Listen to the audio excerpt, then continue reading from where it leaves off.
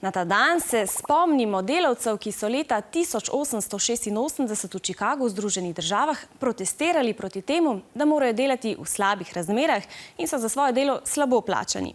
Protesti so postali nasilni, nekaj ljudi je tudi umrlo.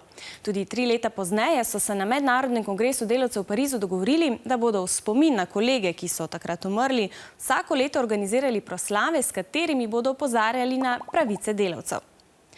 Večer pred praznikom pa po mnogih slovenskih mestih in vaseh zakurimo kresove. Razlagamo zakaj. Podrobno pod lupo.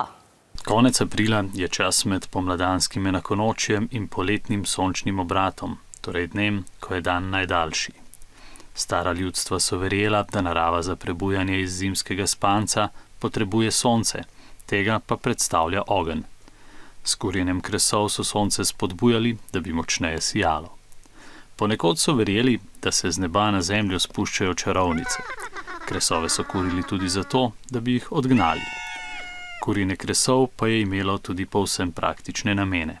Tako so se namreč nekoč obveščali o bližajoči se nevarnosti. Pri nas se je s prižiganjem kresov na vzpetinah na primer hitro razširil preplah ob turških vpadih. Kresovanje so se iz tradicije preneslo v sodobni čas.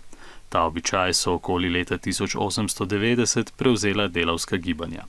S kurjenjem kresov so delavci opozarjali na svoje pravice in to počno še danes.